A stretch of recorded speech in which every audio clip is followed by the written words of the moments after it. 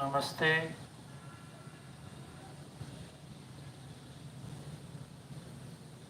Good morning, brothers and sisters, ladies and gentlemen,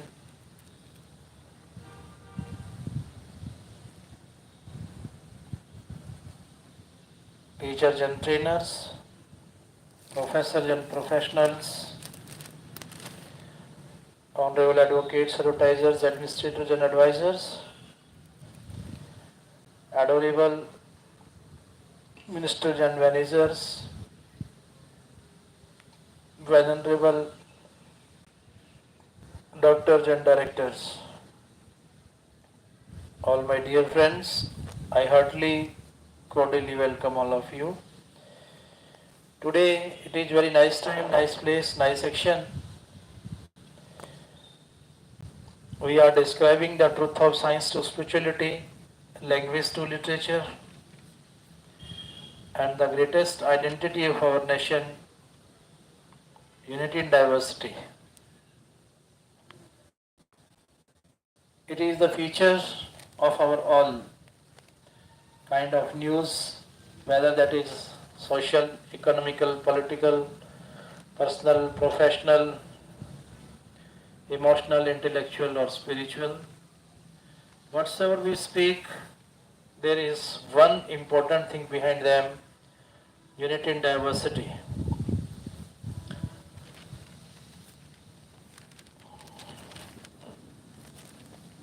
Let's start the Indian Express journalism of courage. Since 1932 onwards, this newspaper is being provided its services. What kind of news you are listening today from its front page? Opponent parties protest inside and outside Parliament.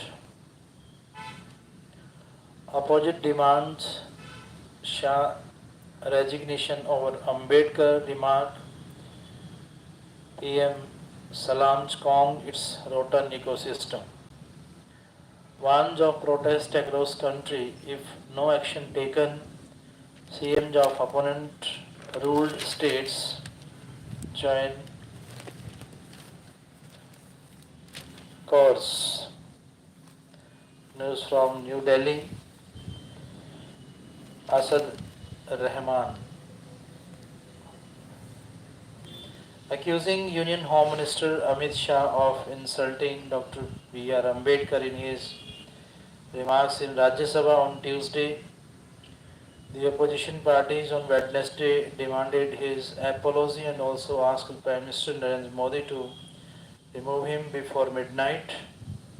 Cutting across party lines, opposition leaders raised the issue in both houses of parliament and also staged protest outside, carrying Ambedkar's photographs and raising slogans like Amit Shah, माफी मांगो, बाबा साहेब का अपमान नहीं सहेगा Hindustan. Amit Shah apologize. Baba Saheb's insult will not be tolerated. It is written in the Indian Express front news. And now its explanation is here. In Rajya Sabha, Trinamool Congress TMC leader Derek O'Brien submitted a privilege notice against Shah. And in Lok Sabha, Congress MP Suresh gave a notice for an adjournment motion to discuss Shah's remarks. Replying to the two-day debate in Rajya Sabha on the glorious journey of 75 years of the Constitution of India, Shah had said on Tuesdays, "Abhi ek fashion हो गया है.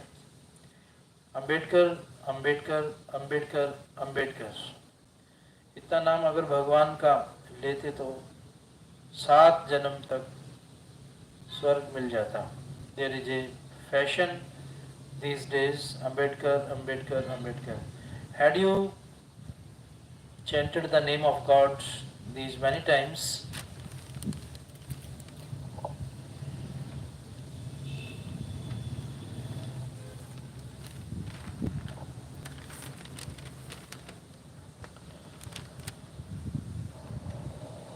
You would have been blessed with heaven in 7 verse.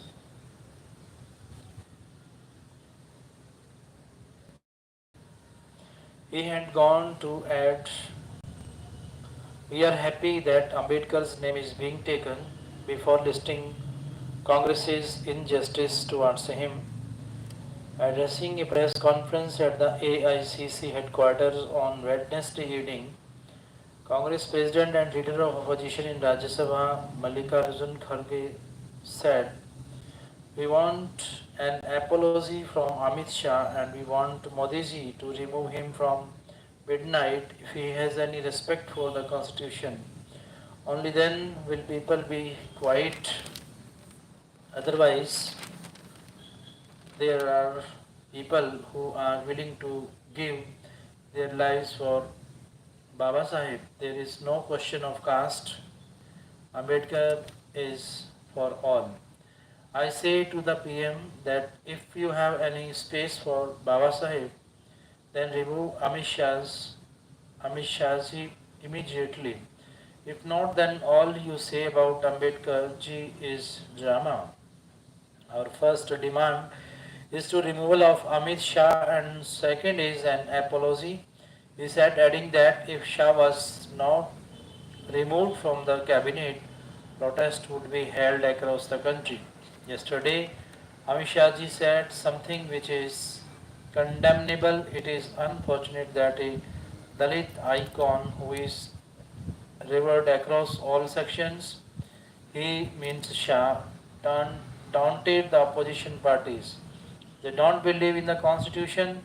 When they talk of heaven and hell, it is from the Manusmriti. This is their thinking, and their ideologues also said the same things.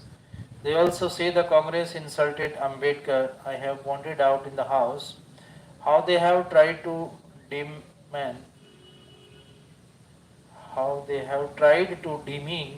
Jawaharlal Nehru ji and the Gandhi family, said Kharge.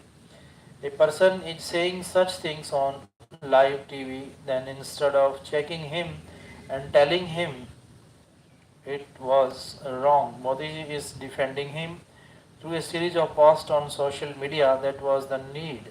If someone says something wrong about Baba Sahib, then he should have been removed from the cabinet. They have a deep friendship. If one sins, the other support him. They never respected the constitution. They also rejected the tricolor. They didn't want the constitution because it's not along the lines of the Manusmriti. Hence they burnt Nehruji and Gandhiji's photos, said Kharge. Those who believe in the Manusmriti will surely have problems with Ambedkar ji, leader of the opposition in Lok Sabha. Rahul Gandhi had said late on Tuesday night. Echoing these views, Congress MP KC Venugopal said Dr. Ambedkar is equivalent to God and the constitution he drafted is a holy book for crores of people across the world.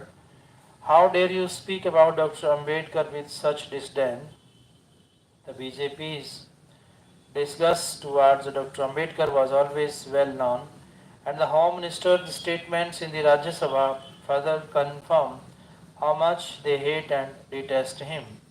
Congress MP Priyanka Gandhi Vadra said, one gets rights by taking the name of Ambedkar ji.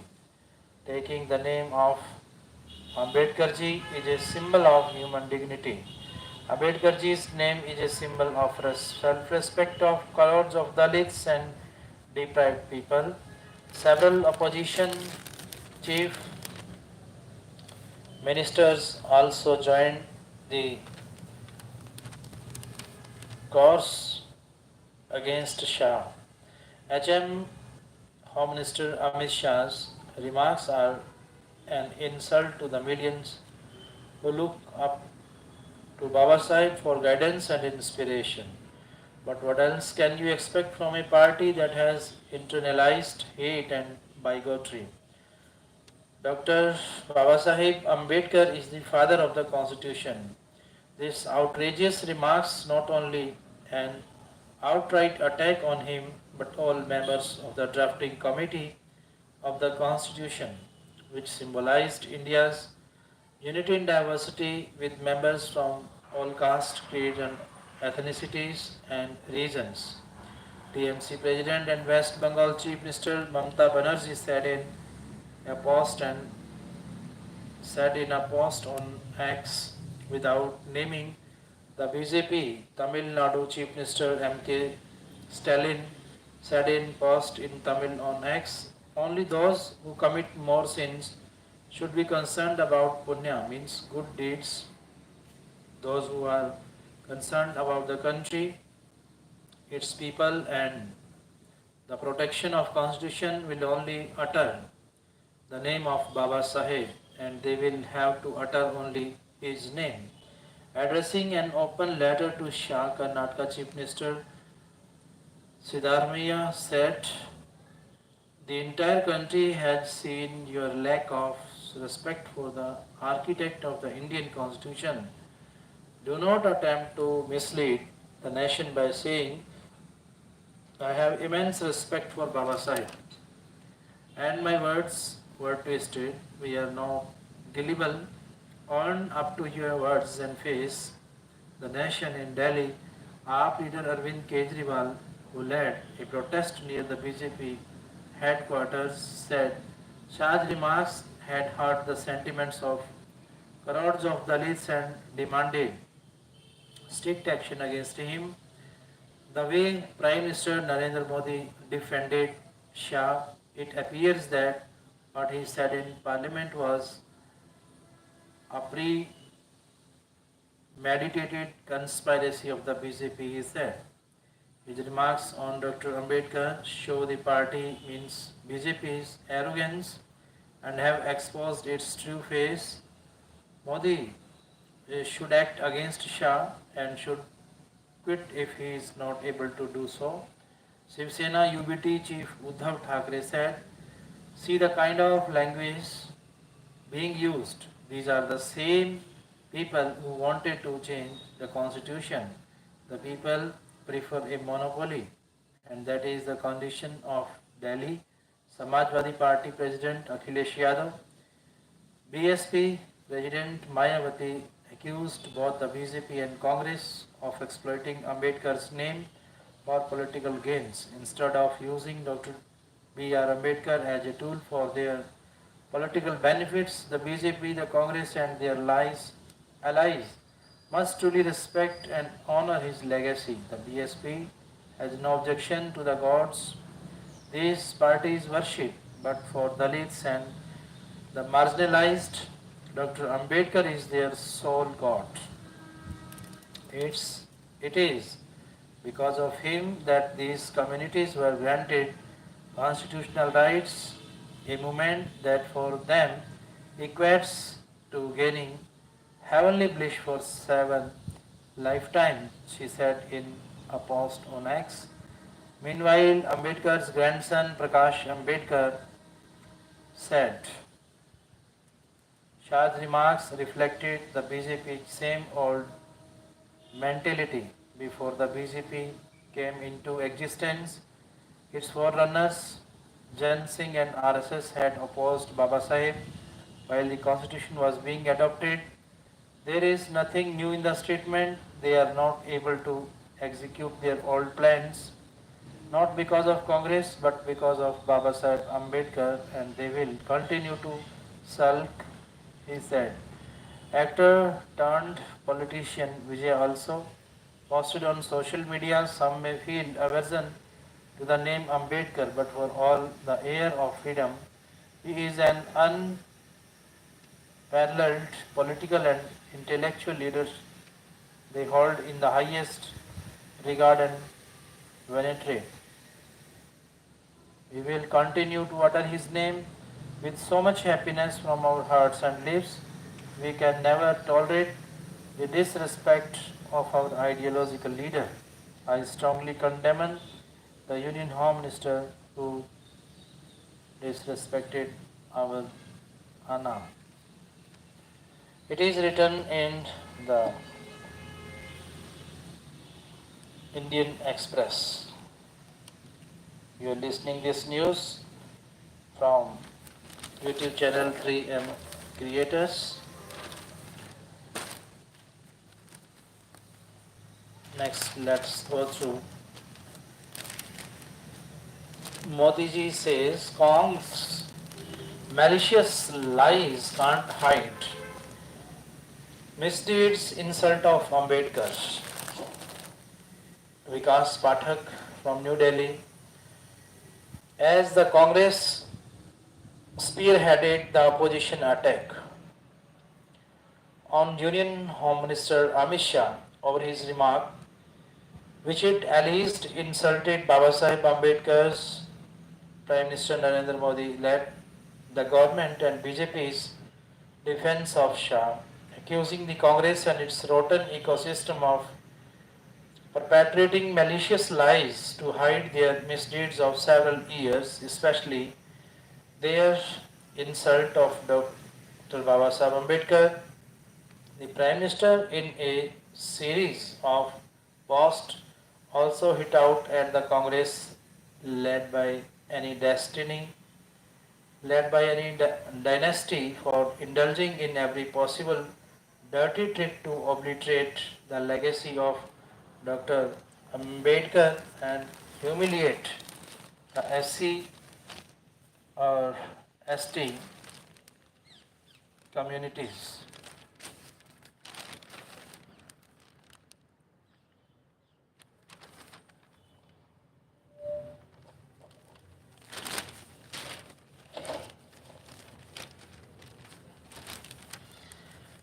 Shah, on his part, held a press conference in the evening to reject the opposition's charge, while the BJP shared with the media what it said was proof of the Congress having worked against Ambedkar, a point underlined by Shah in his speech in Rajya Sabha at the end of the two-day discussion in the House on the glorious journey of 75 years of the Constitution of India. In his post on X, Modi said, if the Congress and its rotten ecosystem think their malicious lies can hide their misdeeds of several years, especially their insult towards Dr. Ambedkar, they are gravely mistaken. The people of India have seen time and again how one party led by one dynasty has indulged in every possible dirty trick to obliterate the legacy of Dr. Ambedkar and humiliate the SC or ST communities. The list of Congress's sins towards Dr. Ambedkar includes getting him defeated in an election not once but twice, Pandit Nehru campaigning against him and making his loss a prestige issue, denying him a Bharat Ratan, denying his portrait a place of pride in Parliament's Central Hall. He said the Congress, he said, can try as much as it wants, but they can't deny that the worst masquerades, the worst massacres against SC or ST communities have happened under their regimes. For years they sat in power but did nothing substantive to empower the SC or ST communities. He said Shah exposed the Congress's dark history of insulting Dr. Ambedkar, ignoring the clearly stung and stunned by the facts he presented, which is why they are now indulging in the hattricks. Sadly, for them people know the truth. It is due to Dr. Babasaheb Ambedkar that we are what we are. Our government Our government has worked tirelessly to fulfill the vision of Dr. Baba Sahib Ambedkar over the last decade. Take any cigarette, be it removing 25 crore people from poverty, strengthening the SC or ST Act, our government's flagship programs like Swachh Bharat, PM, Awas Yojana, Jal Jeevan Mission, Ujjwal Yojana and more, each of them has touched the lives of the poor and marginalized, he said. Modi said, when it comes to Ambedkar, our respect and reverence is absolute. Our government has worked towards developing Panch Tirath, the five iconic places associated with Dr. Ambedkar. For decades, there was a pending issue on land for Chaitya Bhumi. Not only did our government resolve the issue, I have gone to pray there as well. We have also developed 26 Alipur Road in Delhi. There Dr. Ambedkar spent his last years. The house where he lived in London has also been acquired by the government, he said. At a press conference, Shah accused the Congress of spreading disinformation against him. My statement was presented in a distorted manner. Earlier there made Prime Minister Narendra Modi his edited statements public. When the election were on, my statement was edited using AI, A1, and today they are presenting my statement in a distorted manner. I also want to request the media to put my full statement before the public. I belong to a party which can never insult Ambedkar ji. The Jansangh and Bharatiya Janata Party have always tried to follow the principles of Ambedkar ji. Whenever the BJP was in power, we have propagated the principle of Ambedkar ji. The BJP has worked to strengthen reservation, he said, turning his guns on leader of opposition Rahul Gandhi. Shah said, I also want to say this to Congress President Mallikarjun Kharge that at least you had the duty because you come from the group for which Baba Sahib dedicated his life. You should not have supported this nefarious effort of the Congress. I am very sad that you have also joined this under the pressure of Rahul Gandhi. On Kharge's demand for the resignation, he said, Kharge is asking for my resignation. If it makes him happy, perhaps I may even tender it, but it will not end his problem because he will have to sit in the same place for the next 15 years. Asked if the BJP would take legal action against the opposition, Shah said, the BJP will examine all legal options. Whatever legal action can be taken inside and outside Parliament, all possibilities will be considered. It was proved in the Parliament discussion that the Congress is anti-Ambedkar, anti-reservation, anti-constitution. It imposed emergency, ignored women's reservation, insulted the judiciary, insulted martyrs, and all gave away land belonging to the country. When this was established, they began to twist facts to spread disinformation. The discussion proved how the Congress opposed Baba Sahib, how they sidelined him even after his death, how they fielded candidates to get him defeated twice. A special effort was made to defeat him. Nehruji and Indiraji gave themselves the Bharat Ratan, but Baba Sahib got the Bharat Ratan when the Congress was not in power. They did not even celebrate Baba Sahib's anniversary. Nehruji's dislike for Ambedkar is well known. He said, Shah said, Nehru ignored a proposal for a memorial for Ambedkar in Mau, reasoning that the government should not do so as these are best done through individuals' effort. He said there are many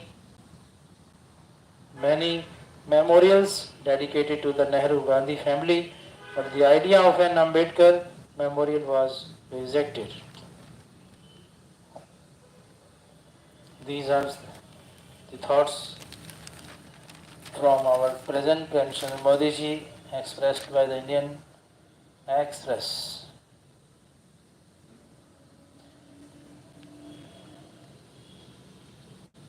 Twelve killed, 110 rescued as Navy boat crashes into ferry of Mumbai.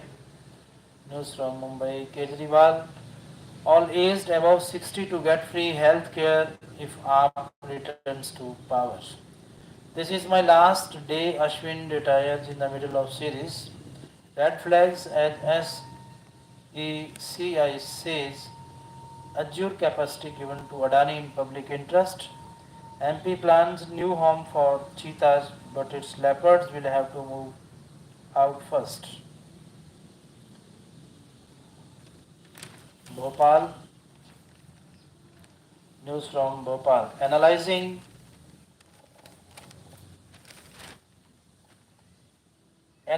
the lineage of cheetahs to create a strong genetic foundation, relocating leopards from the predator-proof fenced areas, and augmenting the number of prey animals, the part of the cheetah action plan for Gandhi Sagar Wildlife Sanctuary in Madhya Pradesh, ahead of the plans to introduce a batch of cheetahs there next year, the Indian Express has learned. Spread across 2500 square kilometer landscape, studying Madhya Pradesh and Rajasthan, the Gandhi Sagar Wildlife Sanctuaries, mix of grasslands, dry deciduous forest and riverine evergreen patches is meant to offer an ideal habitat for the cheetahs to thrive. According to an action plan devised by the National Tiger Conservation Authority, the MP Wildlife Department and Wildlife Institute of India,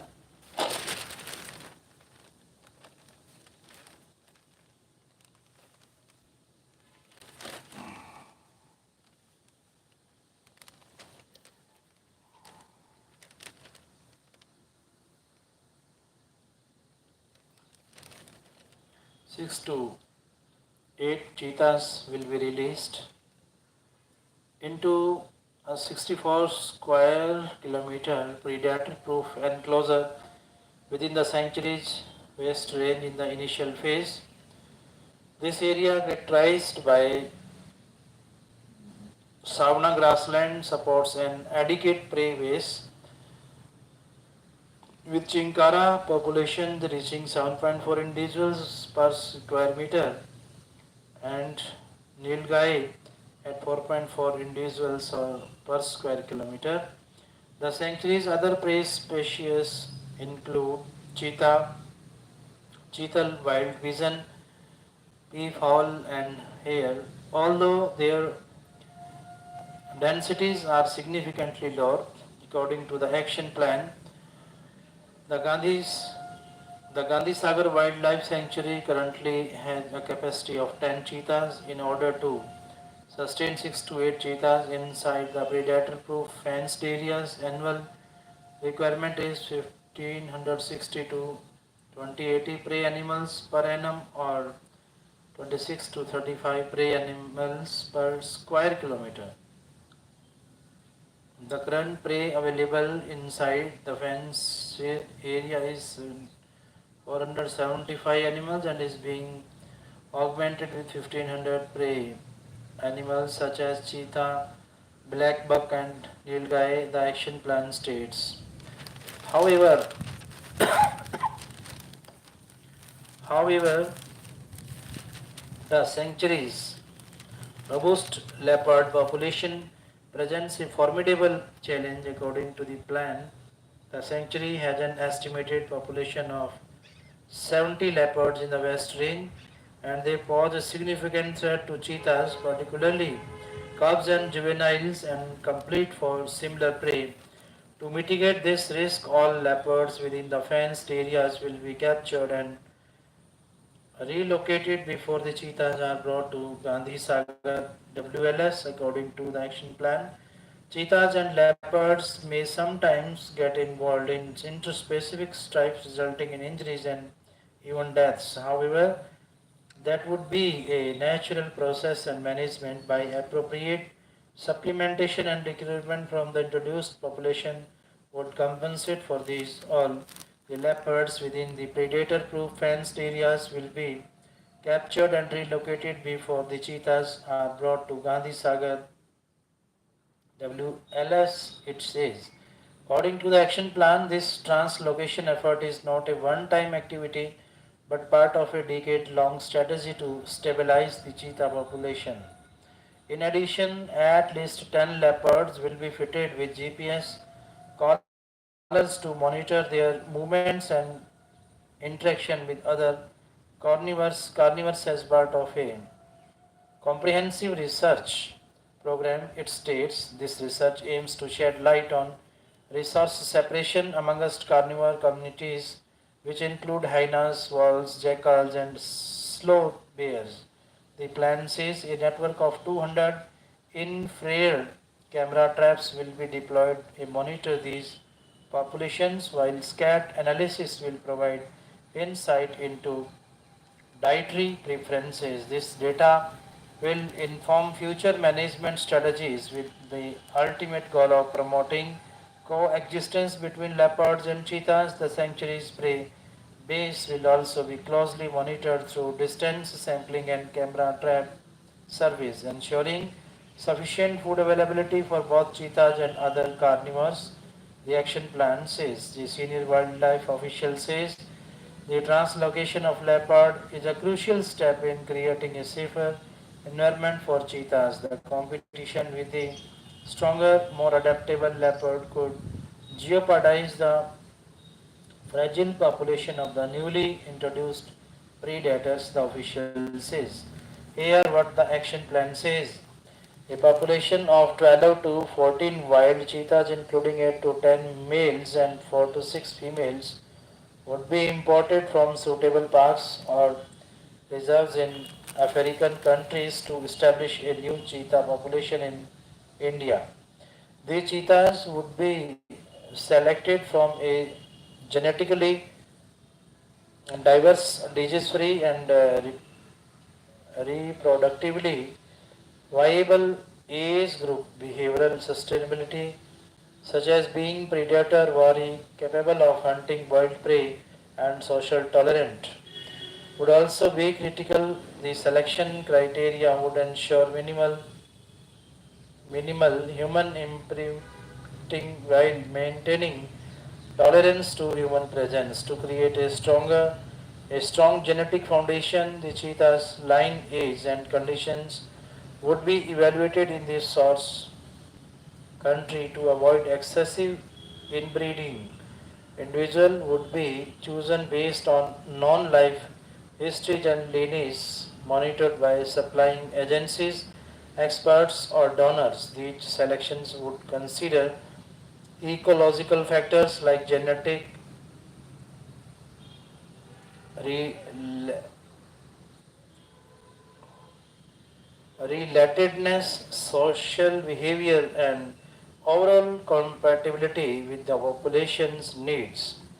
Genetic analysis of the cheetahs would be carried out using microsatellite and genomic techniques on all founder individuals to establish a wide gene pool. This would be done to track genetic diversity and identify any signals of inbreeding. This data would guide the active management of the population, including the introduction of new individuals from other cheetah populations in India or additional imports from Africa as needed. The official quoted earlier says the cheetahs will be monitored with the help of individual identification, where a computer database containing profiles of individually identified cheetahs would be maintained by the research team and NTC.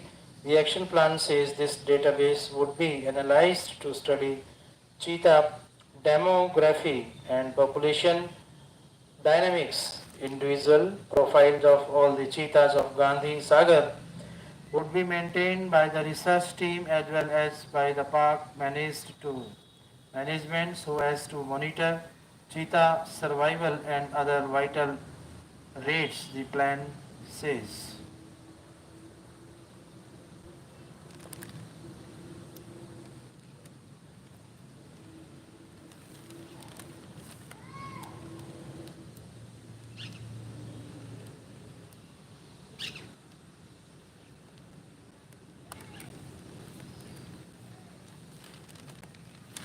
Introduction. Introducing cheetahs into Gandhi Sagar is expected to trigger ecological ripple effects influencing prey species behavior and habitat use to anticipate and mitigate these impacts. Key prey species such as black buck, cheetah and nilgai may be supplemented as needed. Radio collaring prey animals will provide additional data on how they adapt to the presence of a new predator. The fenced area would be fostered as a cheetah resource area to supplement populations of cheetah in areas outside after habitat restoring. Gandhi Sagar restoration is envisioned as part of a broader cheetah conservation initiative with Rajasthan's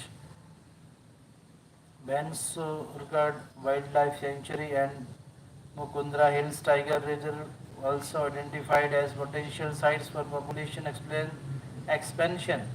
These areas like Gandhi Sagar will undergo extensively habitat restoration and prey augmentation to support sustainable cheetah population. There are currently 24 cheetahs, including 12 calves at Kuno National Park after spending over a year inside protective enclosures. Two cheetahs, Agni and Vayu, were released into the open forest area. The Kuno action plan had envisaged free ranging cheetahs that would be able to survive in the wild with leopards and other co-predators, but cheetahs had to be brought to the enclosures on August 13, 2023 after three adults died due to septicemia.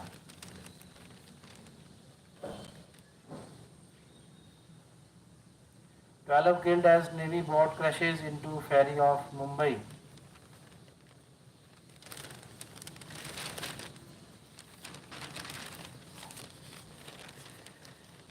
Now news from economy. Both personal loans and credit cards outstanding are unsecured in nature. Banks report spike in NPAs in credit card and personal loan segments. IPOs give good returns to investors in 2024, mobilize 1.54 lakh crore rupees from market. Mumbai Delhi route ranked world's 8th busiest domestic flight routine in 2024. Are rebels in Manipur using Starlink communication service? Elon Musk says no. Net direct tax equity grows 16.45% to 15.82 lakh rupees crore. News from New Delhi. Advanced tax collection during the period rose 21% to rupees 7.56 lakh crore rupees. The overall collection includes corporate tax of over rupees 7.42 lakh crore rupees.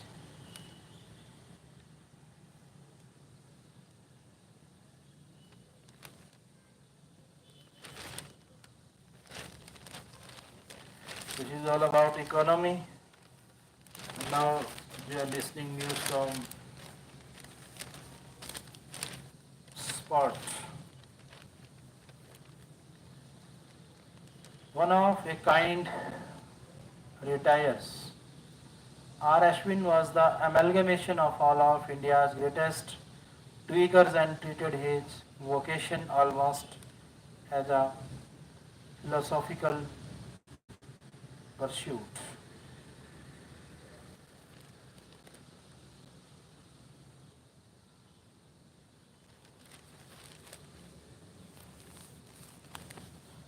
Now news from Reason.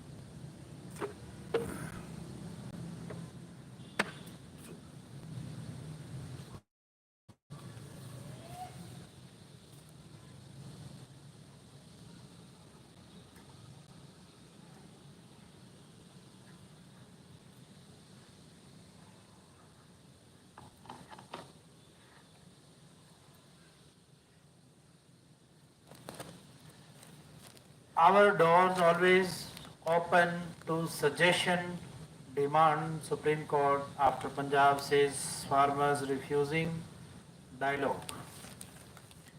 Suggests against any laxity in taking care of the health of Daliwal, who is in who is on an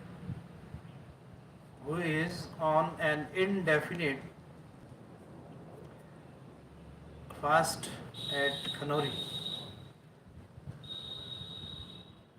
Indefinite fast at Khanori. Press Trust of India, New Delhi, December 18. The Supreme Court Wednesday said that its doors are always open to any suggestion or demand by farmers, even as it suggested against any laxity in taking care of the health of farmer leader Jagjit Singh Daliwal, who is on an indefinite fast at Khanori border for last 23 days. We clarify that court's doors are always open to any suggestion or demand by farmers directly or through their authorized representatives. A bench of Justice Suryakant and Ujjal Vijan said. The observation came after Punjab Advocate General Gurminder Singh informed the top court that the farmers protesting under the banner of Sanyukta Kisan Morcha, non-political, headed by Daliwal and the Kisan Mazdoor Morcha at Shambhu and Khanori interstate border borders have refused to interact with the high-powered committee appointed by the top court. The committee on December 17 had invited the protesting farmers, but they declined to engage in a dialogue, saying they will only talk the center now. A.Z. Gill said the Punjab government was trying to persuade the farmers on a daily basis but suggested their demands could be directly submitted to court. The Punjab AG also submitted the state authorities and the center's representative met Daliwal and took stock of his health, but he refused to undergo medical test. The bench and asked the Punjab government to extend medical aid to him without any further delay and suggested against any laxity it in taking care of Daliwal's health. Do not delay it. He is public personality, a non-political leader of the masses. He represents farmers' interest as an elected government and constitutional organ. You would not like to invite this blame that because of something happened, the bench observed. The matter has been posted for hearing on December 19, observing that protesting farmers should adopt the Gandhian way.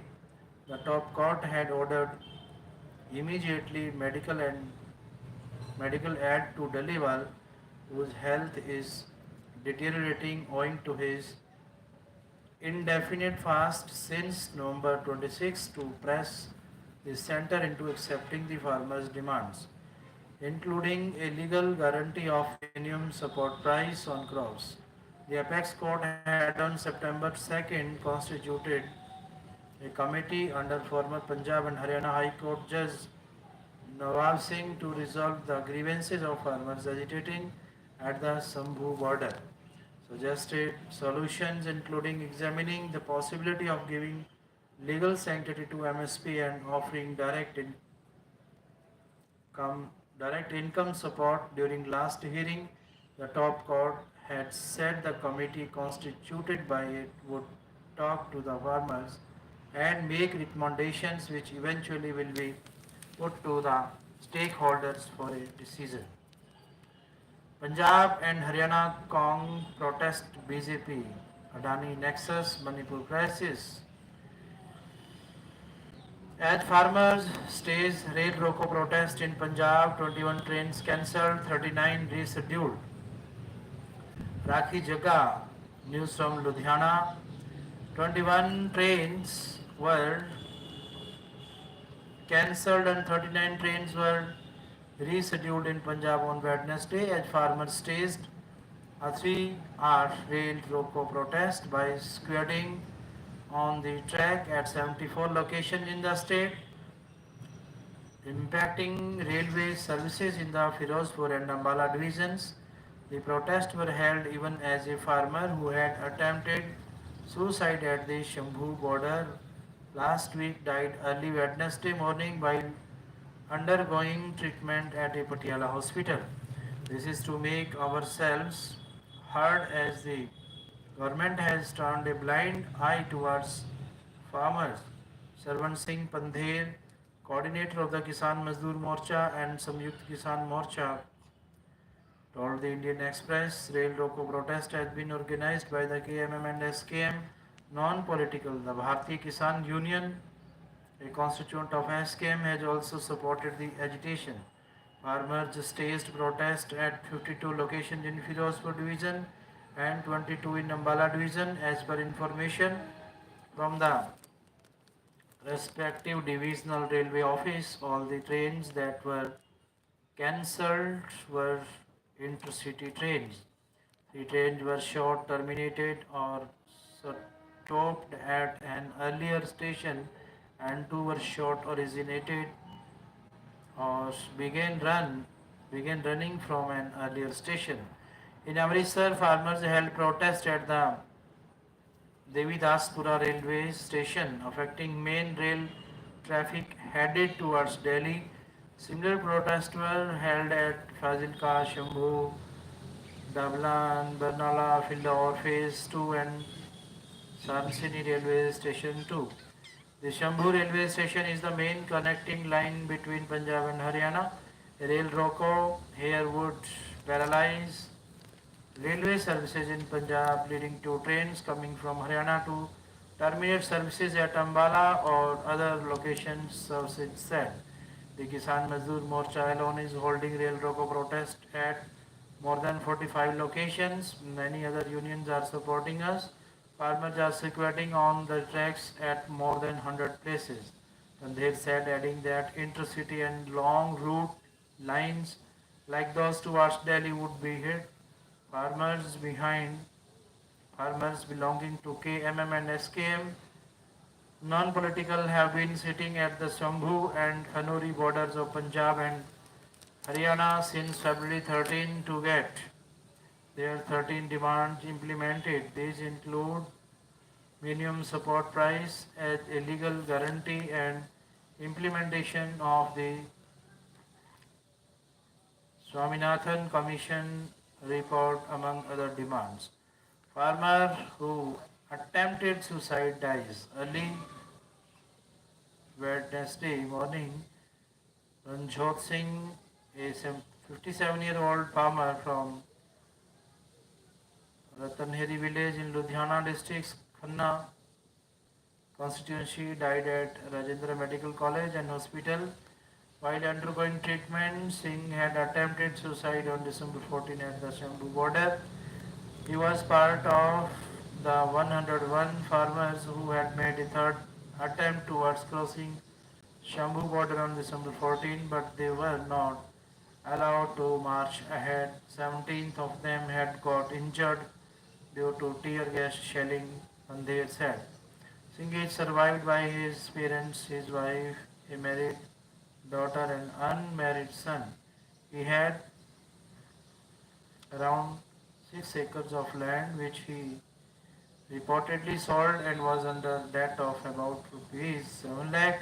Singh had been at the Shambhu border since December 8. Farmer unions have demanded rupees 25 lakh compensation, a government job for a family member and a loan waiver for Singh. Over 30 farmers have died at the Shambhu and Kanuri borders since February 13 due to various reasons. Singh is the second death by suicide amid Punjab Bandh call. Khafs likely to extend support even as the farmers announced a Punjab Bandh on December 30. As part of their ongoing protest, the Khafs of Haryana are expected to make a significant announcement in favor of the agitation after a meeting at the Kisan Bhavan in Chandigarh on Thursday. Tejveer Singh, the spokesperson of Shaheed Bhagat Singh, Haryana, confirmed the development.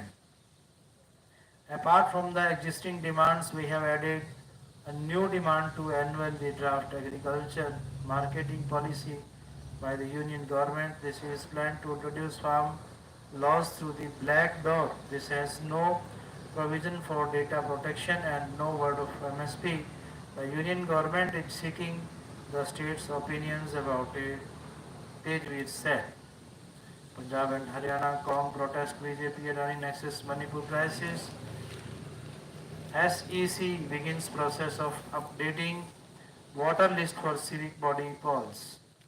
News from Chandigarh, Express News Service. Reason Jungli Murga on CM's dinner menu cops back unknown persons for spreading fake news, defamation. News from Shimla Express News Service.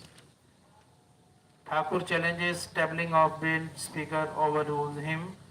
LOP says bills cannot be introduced when discussion under Rule 67 in progress. Speaker cites Rule 326. Government had sought prior permission. I have authority. Speaker defers question hour for debate on graft. BJP Cong claim victories. Land sale to HRTC in Nadon. Ration scam in Dehra. Sukhu rubbishes opponents' claims. Sukhu government first in state to terminate jobs, stall development, Jairam says. Students, farmers, workers, why Georgia has more Indians now than ever. This news from New Delhi. From Divya, India was among the first countries to officially recognize Georgia after its independence from the erstwhile Soviet Union in 1991. Diplomatic relations were established a year later in 1992, but it was the visit of Georgian Foreign Minister Irakli Manejrishvili in May 2000 that formed up India's ties with the small nation located at the crossroad of Eastern Europe and West Asia. However, its people-to-people ties and the constant growing presence of Indian community, farmers, workers, students and now even tourists that has put Georgia higher on the Ministry of External Affairs engagement agenda. There were merely 2,000 Indians in Georgia in 2016, half of them students, which has now increased tenfold as per estimates, with 16,000 of them students. In fact, as per the MEA, there is a sizable Indian community, mostly from Punjab in recent years. Many Indians have brought investment from Gulf countries and started mid-sized business such as restaurants and hotels, the ministry says. Consequently, this has also led to an increased number of Indian citizens being employed as workers on such establishments. Among the 12 people who were tragically found dead due to suspected carbon monoxide poisoning at a restaurant in Georgia on Tuesday. 11 were Indian nationals, all of them hailed from Punjab.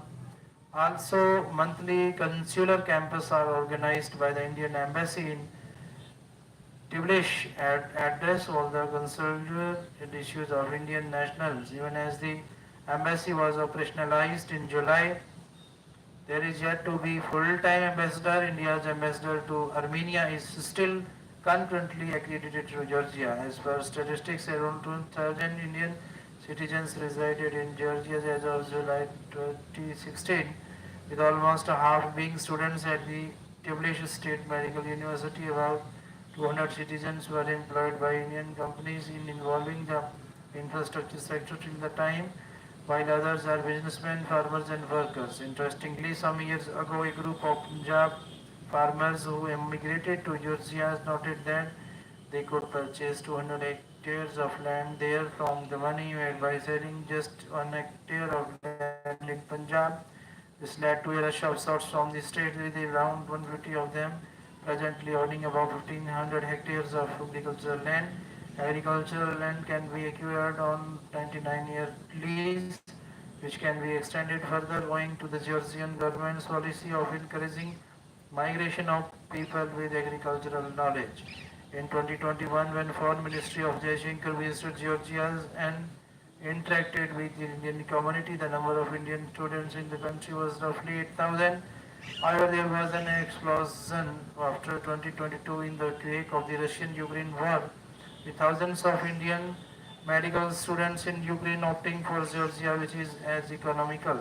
As per MEA statistics in August 2024, around 16,000 Indian students are studying there.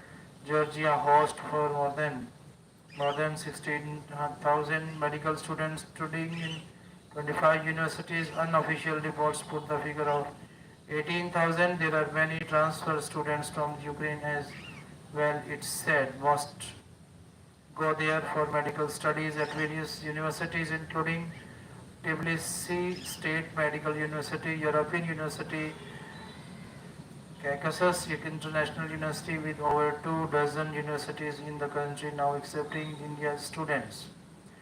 With Georgia presenting itself as a more economically viable but equally picturesque alternative to the other European countries, the number of Indian tourists is also gaining. As per statistics by the Georgian embassy, the number of Indian tourists visiting Georgia has grown 64% in 6 months. This year compared to last year, which recorded 80,000 Indians visiting Tbilisi and ski resorts around the capital. Since Georgia is not a member of the European Union, the Schengen visa doesn't apply there, but the cheaper and simpler e-visa comes in handy for Indian nationals despite a relatively high rejection rate, saying industry experts. While there has been a direct flights between New Delhi and Tbilisi since August 2023, plans are now afoot for a direct flight service from Mumbai as well.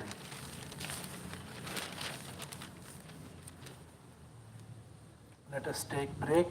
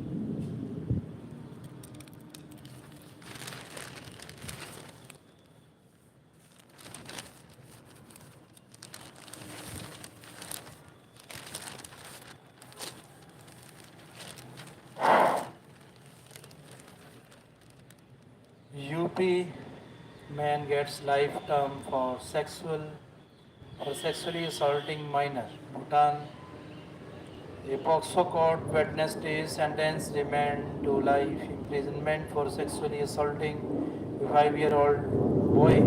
Special Judge POCSO Court Deepak Yadav also slapped a fine of 1.01 lakh rupees on the convict. Special Public Prosecutor Pradeep Bhatia said the entire amount of the fine has been ordered to be given to the victim for medical treatment and rehabilitation. A government lawyer said on May 23 last year, the boy was playing in front of his house in the evening when Ramakant, who was known to the child, came there and took him to a tube well located outside the village, he said.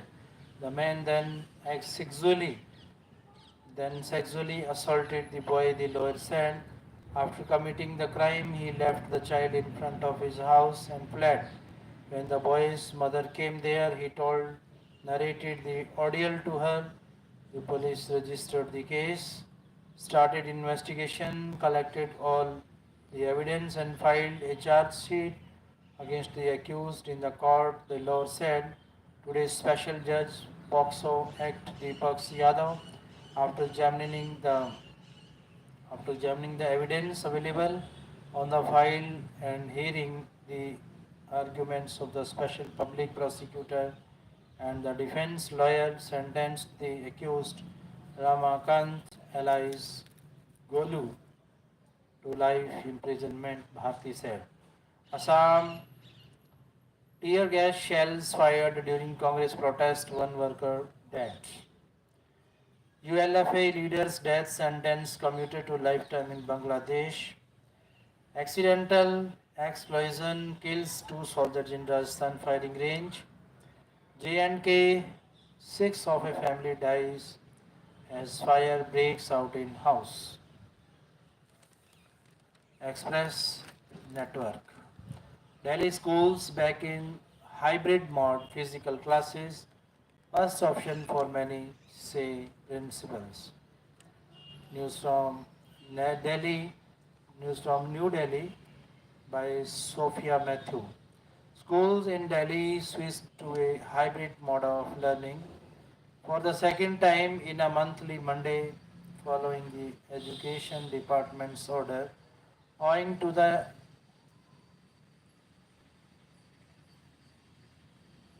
resumption of pollution calls under stage 4 of grade or response or action plan. After the transition, several schools authorities have claimed better attendance for office classes. As per the order, classes for all students except those in class 10th and plus 2 have to be conducted in a hybrid manner. Frequent disruptions affecting normalcy. Modern Public School, Shalimar Bagh, Delhi riots case, Umar Khalid gets 7-day interim bail. Elderly couple killed in fire at Delhi home. Express News Service, New Delhi, December 18.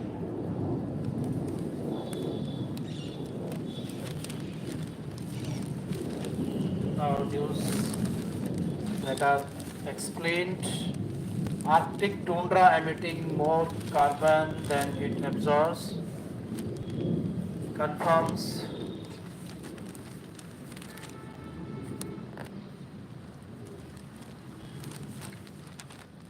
Arctic tundra, a frozen treeless biome which has stored carbon for thousands of years, has now become a source of heat, trapping greenhouse gases. GHGs, which are the primary drivers of global warming, according to a new report by the US National Oceanic and Atmospheric Administration. Increased wildfires and unusually high temperatures are the main reasons behind the dramatic transformation of this Arctic ecosystem. The analysis Arctic report card is early report on the polar region and was published last week. Arctic tundra emitting more carbon than it stores will have global consequences. It will exacerbate climate change whose adverse impacts are already unfolding across all parts of the globe. How does the tundra store carbon? In a typical ecosystem, plants absorb carbon dioxide from the atmosphere through photosynthesis. These plants grow, die, or are eaten by animals, which also grow and die. When they die, the carbon in the corpses feeds microorganisms such as bacteria or fungi, which break down larger molecules and return CO2 to the atmosphere, thereby completing the carbon cycle. However, in the case of the Arctic tundra, the decomposition of organic matter is dramatically slowed due to the extreme cold climate. Plant and animals remains can stay trapped for thousands of years in a layer of permafrost. Any ground that stays frozen for at least 2 years straight, preventing CO2 from getting released back into the atmosphere.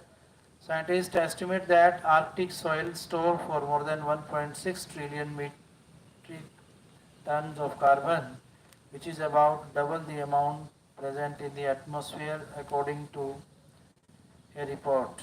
Why is the Arctic tundra emitting more carbon than it is absorbing? In recent years, the Arctic tundra's ability to emit less and absorb more carbon has taken a hit. The new analysis, which incorporated more data and better methods of examination,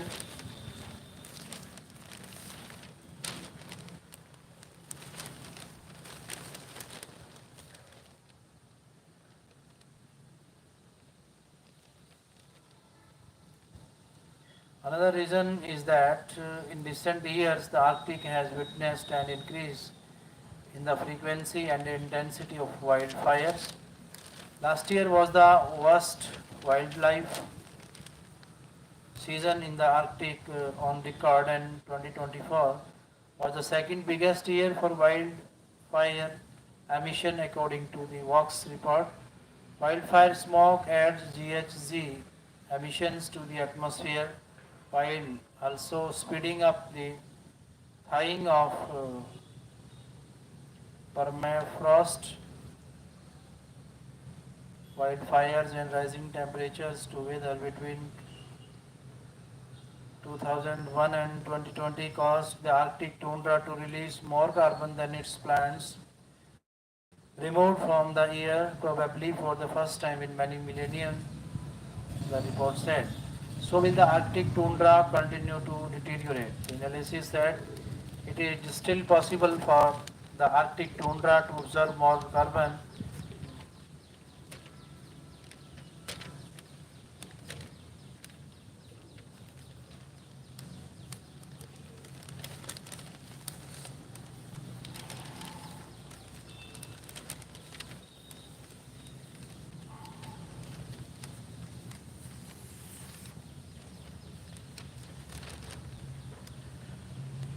However, this is unlikely to happen as the world continues to emit GHG into the atmosphere at unprecedented levels. New research published by the Global Carbon Project science team in November found that emission from burning fossil fuels are likely to increase slightly in 2024 compared to last year, with projected emissions from land use change of 4.2 billion tons. Total CO2 emissions are projected to be 41.6 billion tons in 2024, up from 40.6 billion tons last year, the study said. One nation, one election bills. Explained policy. The government has proposed to add a new article to the constitution and amend three other provisions so that elections to state assemblies can be held simultaneously with the election to Lok Sabha. The government on Tuesday took the first step towards implementing the BJP's long pending promise of holding simultaneous elections to Lok Sabha and state assemblies, referred to as One Nation, One Election. Law Minister Arjun Ram Meghwal introduced two bills in Lok Sabha, a constitution amendment bill to synchronize the terms of Lok Sabha and state assemblies, and a consequential bill to amend the relevant acts for Union territories and the National Capital Territory of Delhi to enable simultaneous polls there as well. What are the key takes? What are the key takeaway from the two bills? First, simultaneous polls as of now are only for parliament and state assemblies and not municipal corporations. Second, these changes can in ordinary circumstances take shape earliest in the 2034 election cycle. The Constitution Amendment Bill states that the President may, by a public notification issued on the date of the first sitting of the House of the People after general election, bring into force the provision of this article, and that date of the notification shall be called the appointed date. The earliest date of the first sitting of Lok Sabha will be in 2029 and the next election cycle will be in 2034, assuming that both the 18th and 19th Lok Sabha complete their full 5 year terms. The fine print of the two bills has other details including providing for scenarios where a mid-term election may have to be called at the state or central level. For the constitutional amendment to pass in Parliament will require a special majority in both Lok Sabha and Rajya Sabha. Two conditions have to be satisfied under Article 368 of the Constitution, which gives the power to amend. First half of both Lok Sabha and Rajya Sabha must vote in favor of the amendment. Second of all the members present and voting, two-thirds must vote in favor of the amendment. It is practical to leave out municipal elections at this stage that would have required an amendment to be ratified, agreed to by the legislature of the at least half of all states in the country. And what do the amendments state? The proposed amendments are in line with the recommendations by the High Level Committee on One Nation, One Election, chaired by former President Ramnath Kovind, which submitted its report to President Draupadi Murmu in March this year. The first bill is Constitution 129th Amendment, Bill 2024, which proposes to amend three articles of the Constitution and insert a new Article 82A 1 to 6. This new provision is intended to facilitate the transition to simultaneous elections. It is proposed to be added after Article 82, which pertains to delimitation, which is the readjustment of allocations of Lok Sabha seats among states after every decadal census. According to the bill, Article 82A provides for simultaneous elections to Lok Sabha and state assemblies. The first clause provides for the timeline the President can bring into force the proposed changes on the date of the first sitting of the Lok Sabha. The second clause says the terms of all state assemblies elected after the appointed date and before the expiry of full term of the Lok Sabha shall come to an end on the expiry of the full term of the House of the People. This means that some assemblies will have their 5-year terms curtailed to pave the way for simultaneous elections. Under Article 82A3, the Election Commission of India (ECI) shall conduct general elections to the House of the People and all legislative assemblies simultaneously.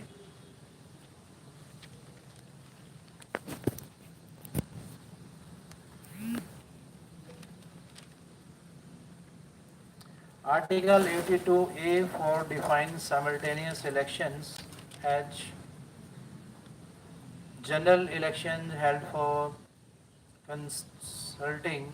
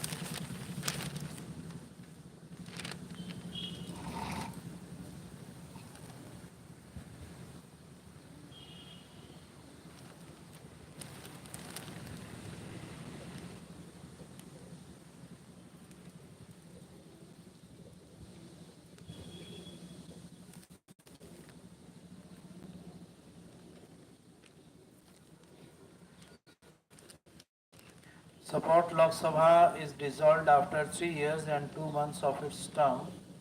The next election will only be for a Lok Sabha that will function for 22 months. Another proposed sub-clause clarifies that the new house will not be continuation of the old one.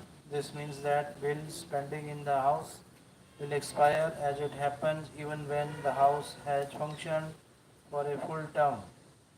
The bill also proposes changes to Article 372 that pertains to the power of Parliament to make provisions with respect to elections to state legislatures.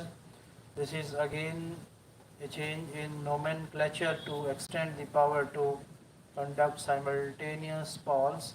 The existing article says Parliament may from time to time make provision with respect to all matters relating to or in connection with election to either House of Parliament or to the House or either House of the Legislature of a state, including the preparation of electoral rolls, the delimitation of the constituencies and all other matters necessary for securing the due constitution of such house or houses. The amendment proposes to add the words conduct of simultaneous elections after the words delimitation of constituencies. What about state assemblies and midterm polls there? For state assemblies, amendment similar to those proposed to Article 83 are proposed to Article 172, which provides for the duration of state legislature in case of dissolution of a state assembly before its full term. The election would be held the unexpired term of the presiding assembly. And what about the second bill introduced in Parliament on Monday? The second bill, the Union Territories Laws Amendment Bill 2024, has proposed amendments to the Government of Union Territories Act 1963, the Government of the National Capital Territory of Delhi Act 1991, and Jammu and Kashmir Reorganization Act 2019. This is because Union Territories are governed under a separate constitutional scheme that is different from states. Dear friends, now you are listening, continue. It's really praiseworthy, admirable and appreciable. Now let us go through some knowledgeable and informative stories from our cultural historical history. Eklavya's story beyond thumb-cutting questions of dharma it raises is from New Delhi. according to Yashi. Leader of opposition Rahul Gandhi had weak compared the youth, farmers and small business owners in the country to Eklavya, the character in the epic Mahabharata who cut off his right thumb after Guru Dronacharya. The royal teacher asked him to do so. Like Dronacharya cut the thumb of Eklavya, you are cutting the thumbs of India's young people, Rahul said in his speech, targeting the government's policies. Favors to big business like Adani cuts off the thumbs of farmers and small businesses, while schemes like Agniveer and lateral entry into government jobs are akin to cutting off the thumbs of backwards and the poor who seek jobs, Rahul said. Eklavya is a brave Nishad. The basic version of the story is as follows. Eklavya, a brave Nishad boy, went to Dronacharya, a great archer and teacher, to the Kaurava and Pandavas princes, and asked to be his disciple. Dronacharya, who taught Kshatriya princes and would not take on lower caste student, refused. So Eklavya made a clay idol of Drona and considering it as his guru, began practicing archery on his own. Over time, he became a highly proficient archer. One day, Drona was out hunting with his royal disciples, and their barking dog led the party. Suddenly, the dog was silenced. Drona and his disciple found arrows filling, arrows filling its mouth, which made it impossible for it to bark, but it did not hurt it at all. Impressed, Drona asked the archer Eklavya where he had learned to use the bow. Eklavya replied that he considered Drona his teacher, realizing that Eklavya could beat even his best disciple Arjuna. Drona decided to destroy Eklavya's talent, so he asked for his guru Dakshina, the mandatory fee that a disciple must pay his teacher for his education, Eklavya's right thumb, without which he would not be able to use the bow. Without a thought, Eklavya cut off his thumb and presented it to Drona. The warrior's life story, the story of Eklavya before and after this episode is not that well known, but even after Drona claims his thumb, Eklavya's fighting prowess appears to have remained undiminished. Lord Krishna would tell Arjuna that Eklavya fought in Lathan gloves and was a fearsome sight, so fearsome sight to behold. Eklavya's story, including his eventual killing by Lord Krishna, appears in the Udyog Parva and Drona Parva in the Mahabharata. Eklavya was the son. Some versions of the legend say that he was adopted of Hirana Dhanu, the king of Nishad, a tribal people who lived in the mountains and forest and were engaged in activities like hunting and catching fish. Hiryandhanu was a general in the army of Jarasandha, the king of Magadha. Jarasandha was a sworn enemy of Lord Krishna and attacked his kingdom Mathura numerous times. Eklavya was eventually killed by Krishna, though his death is not described in great detail. Jita Mitra Das, a senior preacher at the Iksan temple in New Delhi, east of Kalidas, told the Indian Express in the Mahabharata, Krishna tells Arjuna that even before the Kurukshetra war began, he means Krishna had killed many mighty generals who would have sided with the Kauravas. Among these warriors that he killed was Eklavya. Das said. Interpretations of the legend of Eklavya is usually seen as an instance of the privileged upper caste and classes restricting like knowledge to themselves and inflicting punishment to those from the lower caste and classes who dared to still learn. The attempt was to maintain monopoly over skill and talent and to eliminate challenges from outside the charmed circle. But the Mahabharata, which contains perhaps the most sophisticated ideas on right and wrong ever written, shuns easy binaries. The conduct and action of its character are framed as questions of duty. What was a person's duty, of dharma in a given situation, and did they uphold it? What were the consequences of their actions? Drona was the guru of the Pandavas too, but he fought on the side of the Kauravas in the great war, as his duty lay with the throne of Hastinapur, on which sat Duryodhana's father Dhritarashtra. This same lens of duty can be applied to his dealing with Eklavya. Drona was the royal teacher, and thus his duty was to ensure by every means available that there was no rival to the princess in the land. However, his duty compelled him to such lengths also, because he made a mistake. Instead of his royal charges coming to his ashrama to study, Drona went to their palace and could thus never fully rid himself of his obligation to them. Also, in many retellings of the Mahabharata, Drona seems motivated by his fondness for Arjuna. His effort was to make sure that competition to Arjuna and not necessarily to all princes was eliminated. In the story of Eklavya, there is of course the tragic hero aspect, but he did go ahead with accepting Drona as his guru, even after the latter had rejected him. A guru teaches not just warfare, but also the rules and limits of using those powers. Some things of the self-taught Eklavya mission missed out on. These are complex questions. The version that survives in popular memory has its own compelling power, strong enough to make an appearance in modern parliamentary polemics. This is all about the Eklavya story.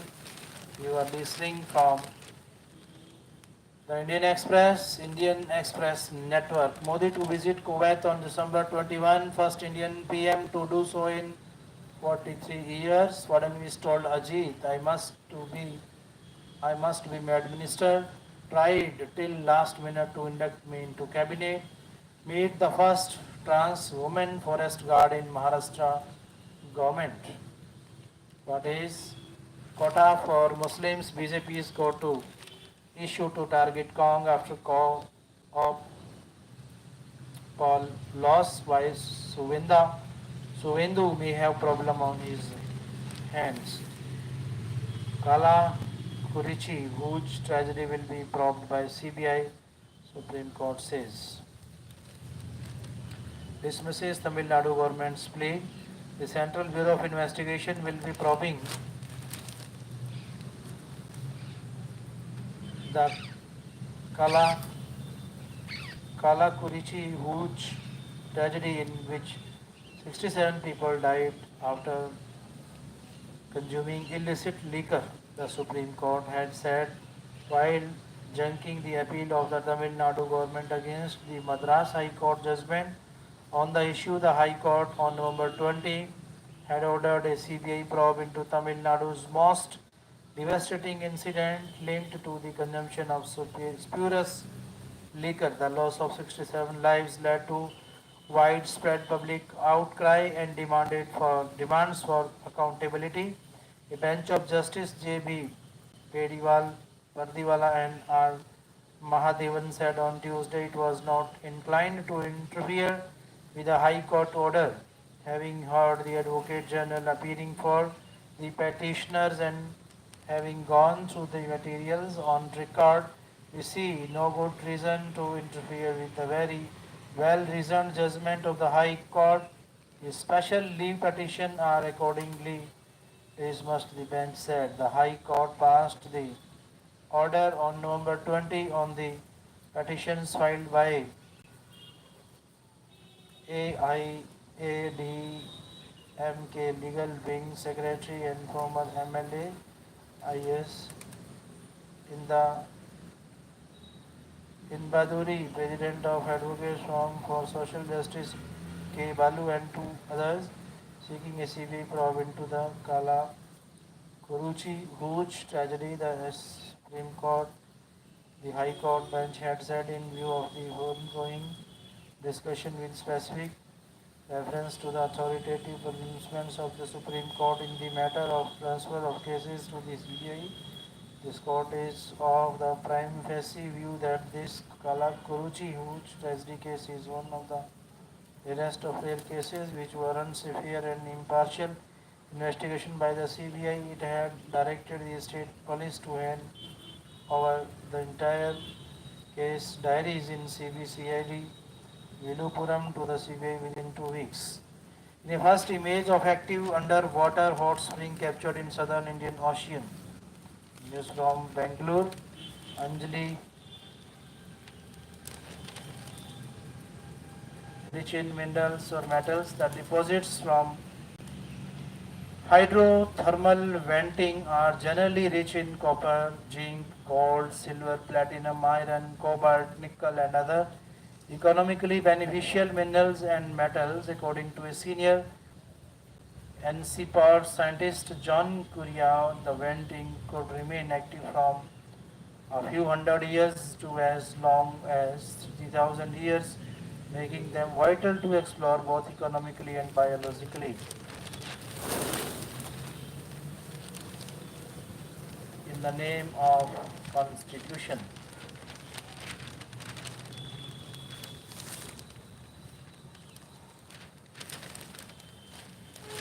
What could have been a moment of introspection transformed into the theatrical exchange in Parliament, as is customary these days.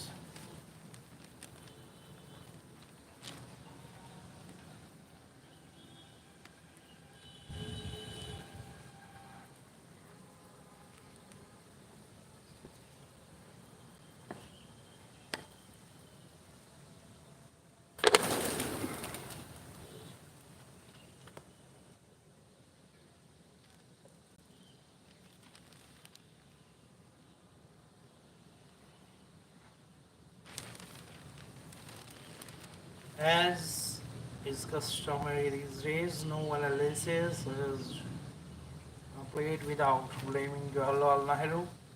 PM's attack too implied the mistake Nehru made in the matter of the First Amendment. While it is political tragedy that a PM presiding over the most vicious application of existing laws targeting nation should remain us of this. Let us face Nehru's mistake. Nehru's mistake was that he was a child of the democratic movement which believed in the capacity of the power holders to be constantly trusted their discretion and ability for self-regulation. It is difficult to say whether the ongoing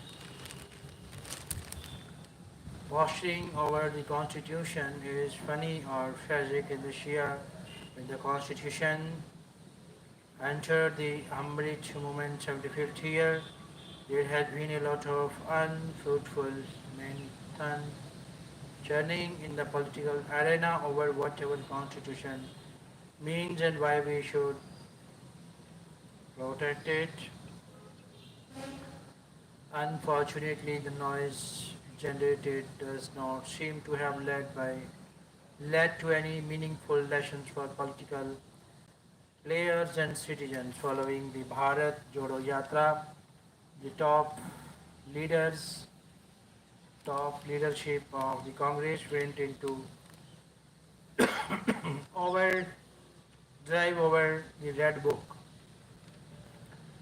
They attacked the ruling party for its violation and subversion of the Constitution and to some extent made it an election issue. While there is no evidence that voters were swayed away from the BJP because of this, at least the Constitution became a talking point.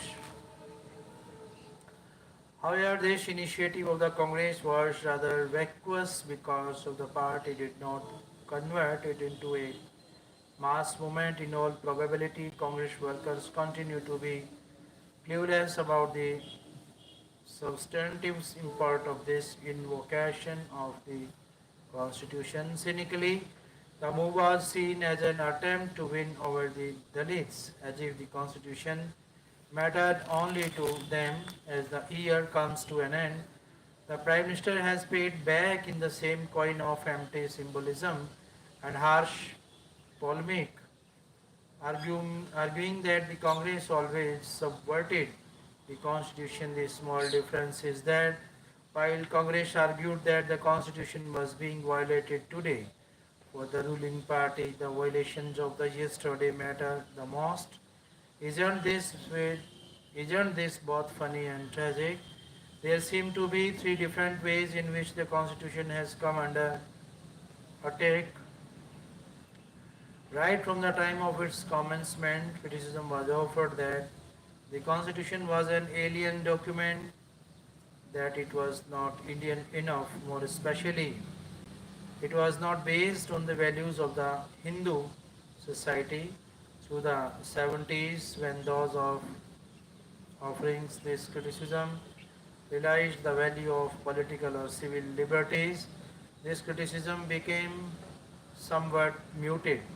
Today, even as the PM is extolling the values of the Constitution, criticism in the English language is gaining intellectual respectability. I argues that the Constitution exemplifies colonial legacy, so it becomes a complicated question whether to be proud of what our forefathers drafted or to bring a rupture and build a new constitution. The PM would have done better if he had clarified this. The urge for indigenous laws, ideas, interpretations, and indeed for an indigenous founding documentation is pending under his leadership in the judicial, legislative, and academic universes.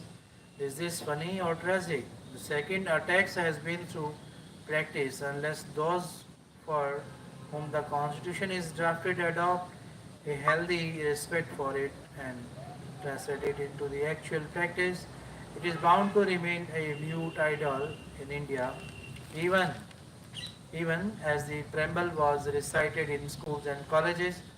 We the people always give short shrift to its objectives: liberty, equality, justice, and above all, fraternity.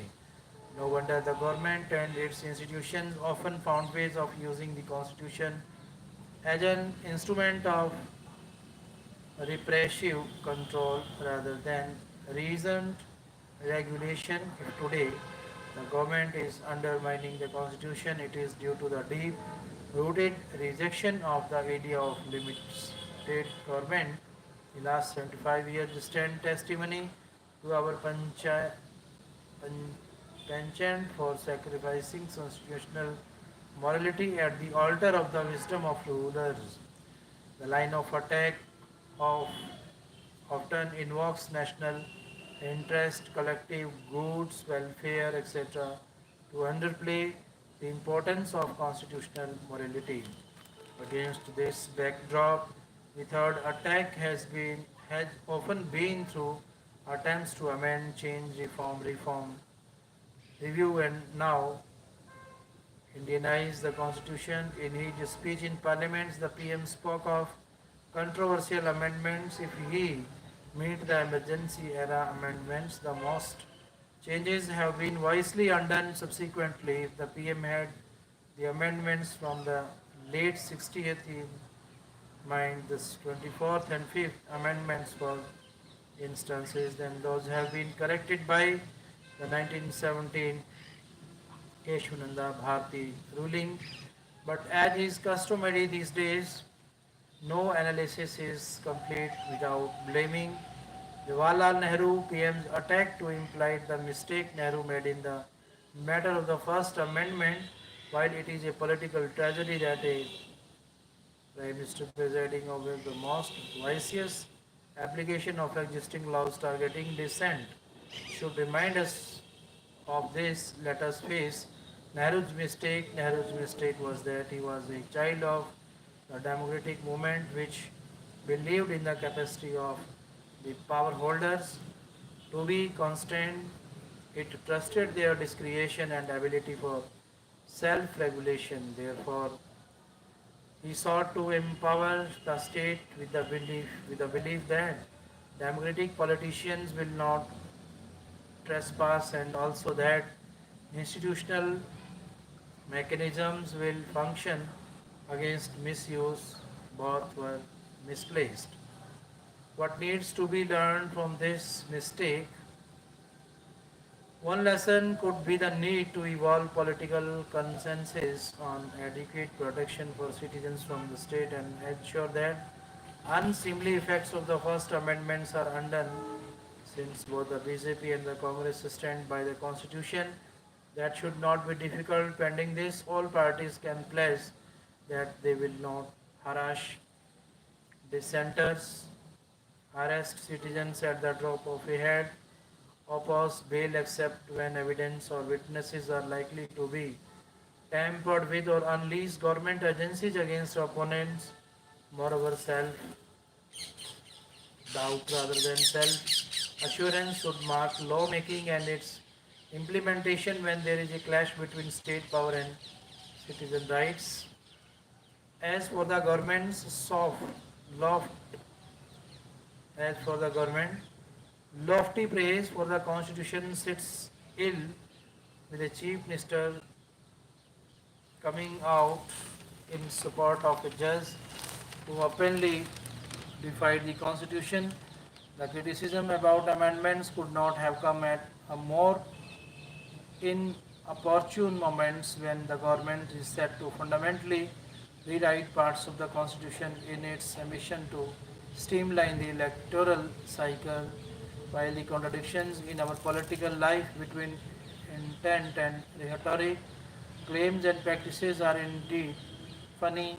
It is only tragic that a solemn movement is transformed into the article exchanges rather than introspection. Above all, what we can learn from the experience of constitutional democracy over the last 7 decades of over the 7 last decades is that there can be tension between public sentiments about what is right and wrong and constitutional norms of fairness.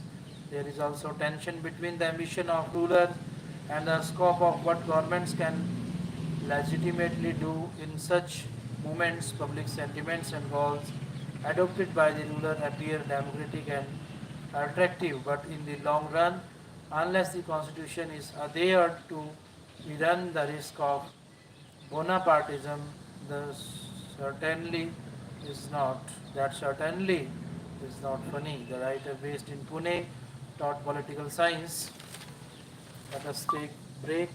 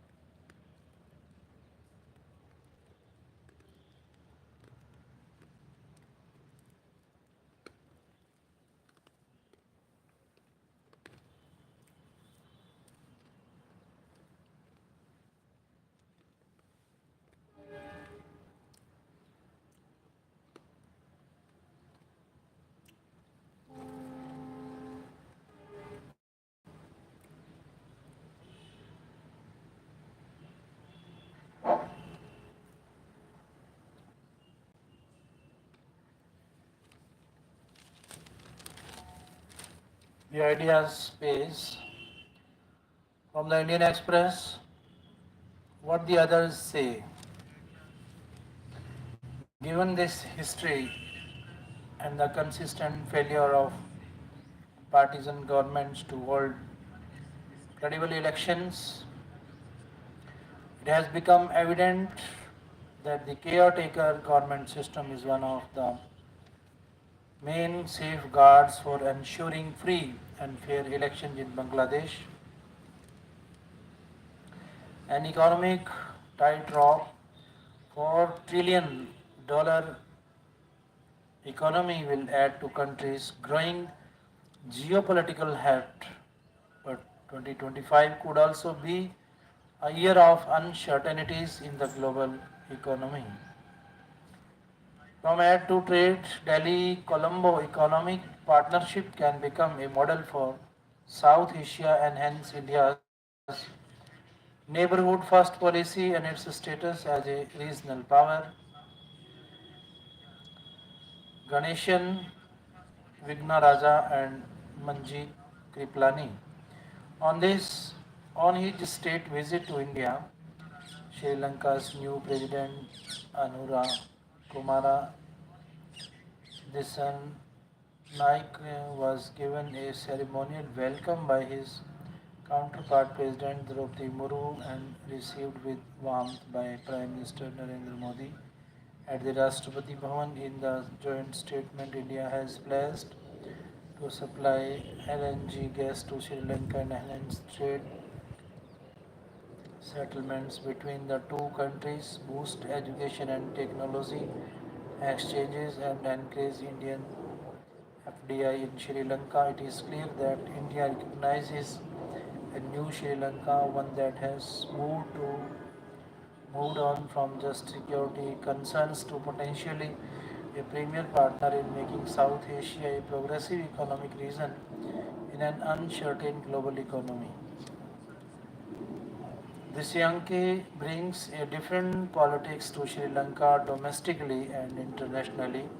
His National People Power NPP won the presidential elections on September 21 and the November 12 parliamentary elections with a two-third majority, a fast for Sri Lanka, indicating that all Sri Lanka across ethnic and economic lines voted for his Clean Sri Lanka manifesto. Within 2 weeks of this Yankees win, Foreign Ministry S. Jaishankar travelled to Colombo and invited the new president to make a state visit to India. Sri Lanka has been South Asia's highest GDP per capita income, reaching a peak of $4,388 in 2017. Its fall in 5 years to 3,431 per capita was a blow to the country. Already since he was elected president, Disyanke has confirmed that Sri Lanka will continue with its 17th IMF program but with increased social spending to reduce high poverty. He is improving governance by adopting anti-corruption measures, digitizing, digitizing government and modernizing agriculture. The bilateral agreements with India will help him continue these efforts and change the course of relationship from to trade. Dishanke acknowledged India's significant assistance to Sri Lanka's economic crisis. India promised to continue that support. It has agreed to help Sri Lanka in the digitalization of its public services, a model which India has pioneered and which will help achieve some of the promises NPP made for targeted social protection and anti-corruption on his part. India's security concerns, no specific mention was made of the for $40 million Adani wind power project for Sri Lanka signed in 2023, which this Yankee had said he would reconsider or annual if elected. Its promising start and there is much more that can elevate the bilateral to make it like the close cooperation between Thailand, Colombia, and Laos (PDR). For instance, in the greater Mekong sub-region, first Sri Lanka can broaden its engagement beyond Tamil Nadu to all four southern Indian states, though business to business ties, B2B ties. Traditionally, Indian Sri Lanka business collaboration have been led by the two apex chamber of commerce in India, the CCI and FICCI in New Delhi and the Syrian Chamber of Commerce in Colombo, which are big business focused as geography determine the trade flows. These B2B ties can expand with states and cities geographically closest to Sri Lanka and most importantly between the smaller business chambers and firms. MSMEs are the basis of the economies of both countries. His experiments with sound, Shakir Hussein's dialogues with other artists created a new vocabulary for tabla. Anish Pradhan. It is not uncommon for Hindustani music aficionados to grieve the loss of a senior musician by stating that the loss marks the passing of an era. The comment is driven by a respect for tradition and a sense of reverence. However, this appears superficial in many cases, as the body of work left behind by that musician is not truly epochal. The observation would be most appropriate in the case of renowned tabla maestro Zakir Hussain, who left us on December 16. His contribution to the world of tabla, to Hindustani music, and to the various musical dialogues across music system that he initiated or was a part of it is unparalleled. Indeed, there have been great tabla players in every generation, but the content of what he expressed through the instrument and the main manner of presentation is incomparable. Fortunately, much of his work is documented, but it needs to be analyzed for us to comprehend its magnitude and the breadth of the vision that will have to wait because musicians in India and across the world are struggling to come to terms with its sudden departure. For students of music like me, Zakir Hussain and his music have been part of our musical reality since a very early age. I still remember the first time I witnessed a performance that featured him along with his father, Guru, and celebrated tabla maestro Allah Rakha. I was sphered. I was 7 or 8 years old. Over the years, I had more opportunities to hear him as a soloist and as an accompanist to Hindustani instrumental and vocal music and Kathak. These and other instances when he performed in intercultural musical ensembles like the path breaking Shakti are occasions that form a vital part of my musical memory. Many music lovers today may not be aware of the context in which his father established himself as an important tabla player in Mumbai, then Bombay. After the 1950s, Maharashtra then was firmly rooted in the tabla traditions of the Delhi, Arj- Ajrada, Lucknow, and Farrukhabad style. Allah Rakha arrived in Delhi from Lahore and moved to Mumbai, gradually captivating audiences with style of playing that was unique in its choice of vocabulary and rhythmic perspective. He gained recognition, an atmosphere that was not the most inviting.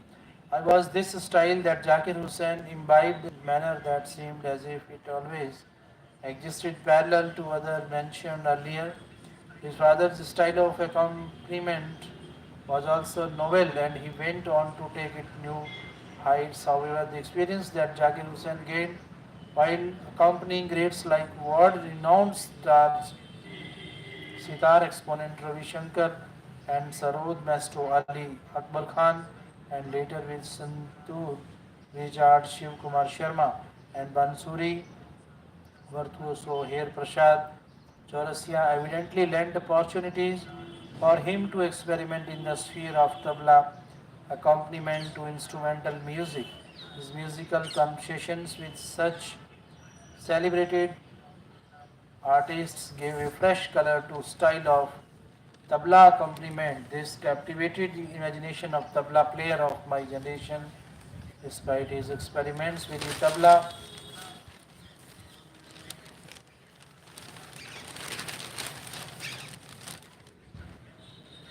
at multiple levels, Zakir Hussain assimilated composition from the traditional solo repertoire of gharanas other than the Punjab gharana, to which his father belonged. His penchant for experimentation and reinvention led him to present these compositions in a way that came to be associated only with the name, a milestone of sorts, in the way traditionalists changed the way they regarded his solo presentation was their appreciation for his recital several years ago at the Chabildas School in Dadar, Mumbai. Present at this concert were many senior and junior tabla players from Mumbai. His inclusion of traditional solo repertoire from the different gharanas with the characteristic twist with that he gave to these compositions came as a complete surprise to these listeners. Perhaps Hussein's courage to experiment and openness to absorb influence from varied sources in India and overseas may not have been possible if he had not migrated to the US, where he inherited with numerous leading musicians from the world of jazz. His travels resulted in several recordings, projects, and live concerts involving musicians from various non-Indian musical systems. The national and international awards bestowed on him are proof of the worldwide recognition he has received. Alongside these was the public recognition he received after he was featured in advertisements. The sight of a fine case containing tabla would elicit cries of Zakir Hussain at airports and stations. Like his father, he too composed for feature films. He even acted in The Merchant Ivory from film Heat and Dust and SARS directed by Sai Panjape. Zakir Hussain was not one to be stopped by criticism, of which he had a fair share. His inventiveness had led to exploration with tabla's vocabulary, the tonal palette of the instrument, its techniques, all of which were presented with an uncanny command over the rhythmic intricacies that were part of his musical persona and were equally informed by the nuances of the Carnatic system during the COVID lockdown. He addressed issues related to the instrument on social media. Reaching out to the audience came naturally to him. In recent years, he had chosen to lead different sets of musicians in performance, some highlighting rhythmic exchanges and others focusing on Hindustani Carnatic dialogues. A detailed musical analysis of his work and its impact on musicians will surely be undertaken, but when we celebrate his life and work, we'll need to understand and appreciate his creative urge and spontaneity rather than imitate him, for imitation is a gross injustice to the memory of geniuses like him who spent their lives constantly breaking new ground. Pradhan is a tabla exponent, teacher, composer, and scholar of Hindustani classical music. Thank you, brothers and sisters. Once again, I thank, respect, welcome all my brothers and sisters, ladies and gentlemen, students and scholars, teachers and trainers, all my honorable advocates, advisors, administrators and advisors, reverend fathers and mothers, adorable ministers and doctors, venerable doctors and directors, all my dear friends. Many thanks, all of you. I am very grateful and thankful to you for your presence today. Thank you, thank you, thank you.